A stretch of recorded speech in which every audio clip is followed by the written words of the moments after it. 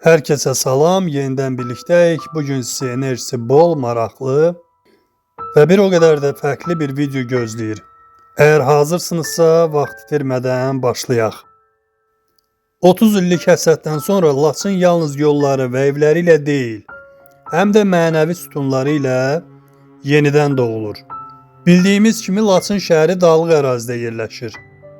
Bugün Laçın şəhərinin təpə nöqtələrindən birində ucalan yeni məscid və rayonun qədim dini abidələri haqqında ən son məlumatları sizinlə bölüşəcəm. Hazırda Laçın şəhərinin mərkəzi hissəsində şəhərə hakim təpələrin birində möhtəşəm məscid kompleksi inşa edilir.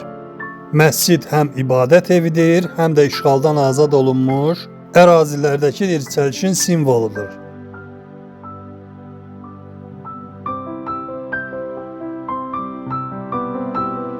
Məscid klassik şərq və Azərbaycan memarlıq ənənələri ilə müasir elementlərin sintezindən ibarətdir. İki minarəli olması nəzərdə tutulan bu tikili, memarlıq quruluşuna görə həm möhtəşəmliyi, həm də zərifliyi ilə seçilir.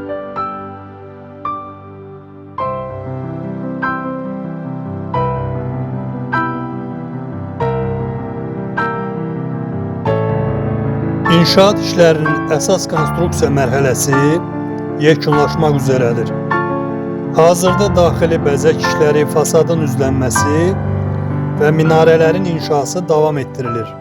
Heydər Əliyev Fondunun dəstəyi ilə həyata keçirilən bu layihədə ən yüksək keyfiyyətli materiallardan istifadə olunur.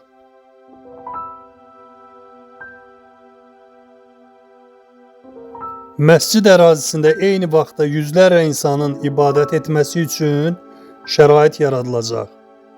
Həmçinin burada dini ayinlərin icrası üçün geniş həyət və köməkçi binalar da nəzərdə tutulub.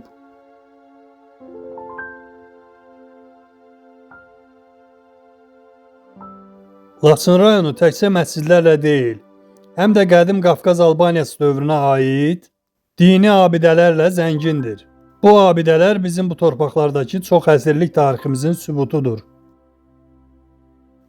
6-cı əsrə aid möhtəşəm Ağoğlan abidəsi Laçın rayonunun Kosalar kəndi yaxınlığında yerləşir. İşğal dövründə ermənilər tərəfindən saxtalaşdırılmağa çalışılsa da, məbədin memarlıq quruluşu onun Alban irsi olduğunu qoruyub saxlamışdır. Cicimli kəndində Malik Əklər türbəsi var. Rayonun ən qədim müsəlman abidələrindən biridir. 12-ci, 13-cü əsrlərə aid edilən bu türbə Azərbaycan Memarlıq Məktəbinin nadir incisidir.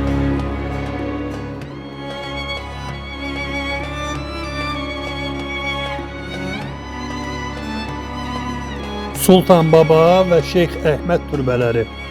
Zeyvə kəndində yerləşən bu türbələr bölgənin İslami kimliyinin və sufi ənənələrinin mühüm mərkəzlərindən olmuşdur.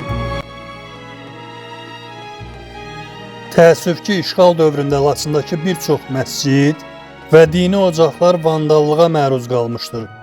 Məsələn, bir çox kənd məscidləri tamamilə dağıdılmış və ya təhqir olunmuşdur. Lakin bugün hər bir daşın qədri bilinir. Bərpa prosesi zamanı əsas prinsip tarixi orijinallığın qorunmasıdır. Dağıdılmış məscidlərin bərpası zamanı qədim divar qalıqları və orijinal daşlar araşdırılır. Abidələr öz ilkin görünüşünə qaytarılır. Dostlar, Laçında azan səslərinin yenidən ucalması sadəcə dini bir hadisə deyil, həm də ədalətin bərpasıdır. Yeni tikilən mərkəzi məscid tezliklə qapılarını dindarların və turistlərin üzünə açacaq. Laçın öz ruhuna qovuşur. Bunu bəyənməmək olmaz.